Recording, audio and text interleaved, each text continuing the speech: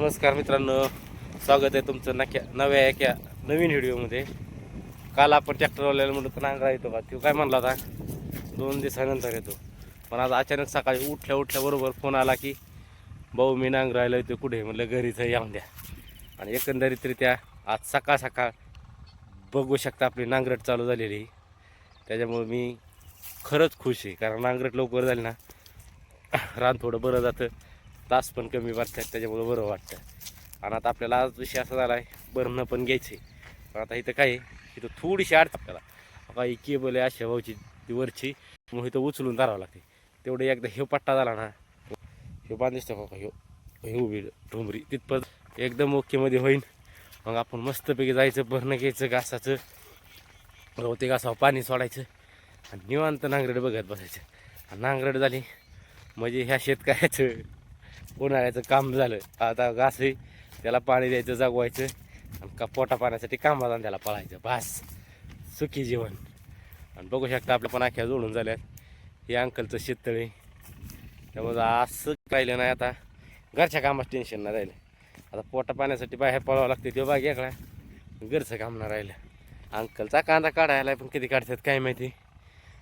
आणि ट्रॅक्टर बघा एकदम ओके, नांगरट पटा होती, बरं वाटतंय जीवाला. तुम्हाला कसं वाटतं आमचा व्हिडिओ बघून ती पण कमेंटमध्ये सांगत चला, म्हणजे बरं वाटतं ना आम्हाला. मित्रांनो बघू शकता आपला गवती घास आहे आणि ह्यातच तुम्हाला बऱ्याचशा शेवाऱ्या दिसतात. तुम्ही म्हणताना असं काय केलं, गवती घास 4 वर्ष चालू, 5 वर्ष चालू, काय किती वर्ष चालू. त्याच्यानंतर हे आपल्या शेवऱ्या ना बघा, हे शेवऱ्या आपल्याला उपयोगी कशाला येते माहिती आहे का, शेळी पालनासाठी. आता इकडं तुम्हाला दिसत असताना मोठ्याला शेवऱ्याचा का आपल्या, त्याचा विषय असा आहे कांदा होईल त्याने वाचवा होणार आहे म्हणजे होतोय म्हणलं तरी काय अडचण नाही. आणि मग त्या काढल्या तर इकडं आपलं शेवऱ्या ठेवायचं. शेवऱ्यांचा विषय असा आहे त्याच्यावर फक्त एकच रोग पडतो, तो म्हणजे मावा.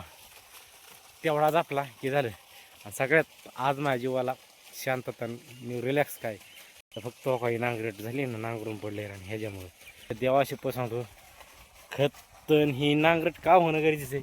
गाव का गाभणे आला तर मग काय तर रानात जीव नाही राहत. खत टाकलं होतं शेणखत आपण टायली भर बघा हिथं आहे, हे टाकायचं. पण आता ह्याच्यात देखा टाकणार आहे, पण थोडं वेळ काळ बघून टाकणार आहे. आता दमलोय. हे बाथरूम तसली टाकी बघा ह्यासाठी. आणि गवती घासाला मोकार पाणी जेव्हा लाईट जाईन तेव्हा जाईन, देखात का पाणी जाईन काही फरक नाही पडत, रिलॅक्स राहायचं. आता आणि एक सांगतो तुम्हाला, नाही तेव्हा लाईट सारखी जाते, पण आता लाईट बघा 4 वाजेपर्यंत एक झटका आणणार. हे रेकॉर्ड आहे आजपर्यंत. ज्या टायमाला माझं भरणं होतं ना त्या टायमाला लाईटच जात नाही, जाणून बुजून त्रास होतो. पण हो द्या चला, अंकलची आज शेरडा बांधून येईल, कारण अंकल दवाखान्यात गेलेले बेबिशनला घेऊन. आणि इकडं बघा तिथं नळी जोडूस तिकडे एवढं पाणी गेलं. आयुष्यामध्ये कुत्रं मरायला लागले बा.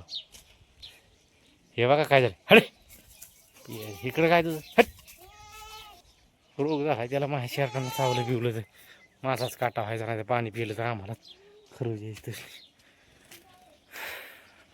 बघा आमची सगळी निवांत पास.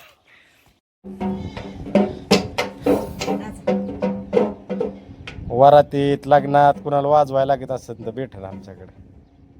वाजवून जातो. हे आता नाही, आमचं मन वाजतं. आम्ही व्हिडिओ काढायला लागले फेकून देणार. अयो नाचत आहे डान्स बघा. माझं बापू लय पाखरू कशा रे. लिफ्ट स्वतःच असलं ना इसको सुकून मिळता, इसको डोळ्यात पाणी आलं.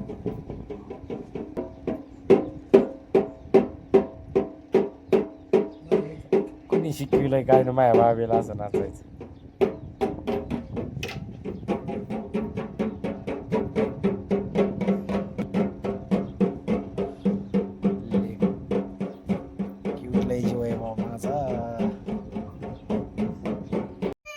आता चांगलं निघालं असतं बरोबर. माझ्यासाठी तू मार खाल्ला असता. मित्रांनो बघू शकता आमची रील काढायसाठी तयारी चालली. काहीच तयारी नाही. काय केली तयारी? हे काय कोंबडा कशाचा काढलाय, कोंबडा कापायचा मटण करून कोंबडा नाही, भाऊ राहील. भाव टाकला भाव काय होय जा बरं माझ्यासाठी पाण्याने एक ग्लास भरून. घेऊन पेट जा बरं. तसली गाव मला नका सांगत जा. तसं असं केलं ना तर नाही लागेल मला दुसरी बायको बघावं लागेल. अजून काय आम्ही पण सापड का आम्ही पण निघाले बायको शोधायला.